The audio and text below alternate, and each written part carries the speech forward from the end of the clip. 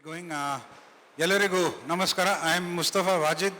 I am the convener of the E-Tech Next track. I am an electrical engineer. I work with the Meher Group based out of Bangalore. My apologies for the delayed start. As you all know, there is a hell of a lot of fog and traffic congestion outside. We've been receiving calls to just hold on the proceedings before we start, so we took a decision that in the interest of convenience we will delay by about 30 minutes, so we are starting now. Sorry for that, a little bit beyond our control. Having said that, as you all know, this is the third third track activity in E-Tech Next. We've already had the upskilling track on 18th.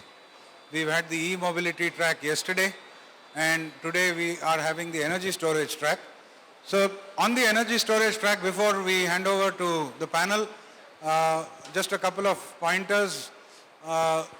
This was selected as a very key track in E-Tech Next because this is going to be of serious concern going forward. It's also a serious opportunity going forward. We all know that the costs of energy storage are becoming lower over the last several years, coupled with the fact that there has been a very sharp drop in renewable energy pricing, particularly in solar, over the last couple of years. We see in India now a glimpse of a possibility where renewable energy with storage can go mainstream. This may happen sooner than later if past trends are anything to go by.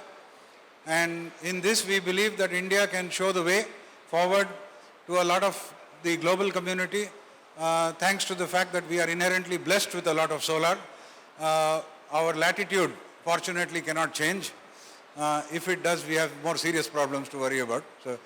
So having said that, one of the key issues from an energy perspective is a sustainable model which is affordable. And energy storage is at the heart of that argument. We believe that this track can contribute to enlightening a lot of others, all of us in fact, to the possibilities and the challenges going forward.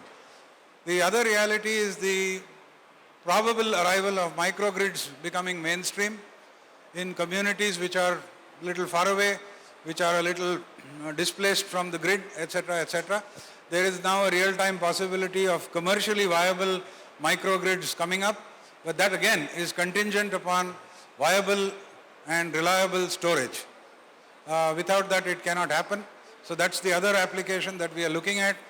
Of course, there are issues on the demand side management and power quality which energy storage can address.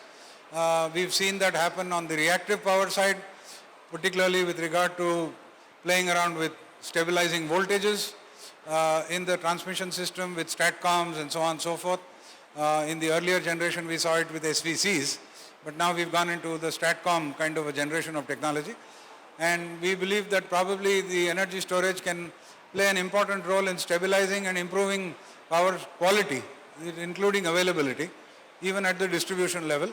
I think the installation in Delhi at Tata Power is a good example of that particular case. We'll hear more about it during the day. I think that's another major opportunity that can happen. So basically, what are the drivers in India for this are slightly different. We as an economy are too dependent on fossil fuels, be it petroleum, be it coal, be it gas, etc., etc. So going renewable, going electric in terms of transportation, these are all directed at reducing at a macro level dependency on fossil fuels. I think that's a very key driver that is going to influence policy. It's going to influence actions, procurement, and business opportunities in India. The other reality is that environmental pollution has become a major concern globally. A lot of countries are now actually changing policies to suit new targets and new objectives to reduce emissions and bring down all kinds of stuff. The renewable energy storage game actually addresses that in probably the most elegant fashion. It's actually doable. Yes, it may not be affordable today, but over a period of time, I suspect those are more to do with business models and so on.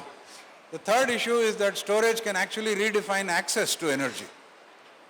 And this is an area where It's very intriguing, not just from a technical point of view, but also from a business model point of view. So how this access can get redefined and how it will change the way we use or draw energy and consume it is obviously going to be an area of interest. So with these opening remarks, I would now like to hand over the floor to my colleague Sandeep Sinha, who is the chair of the energy storage track.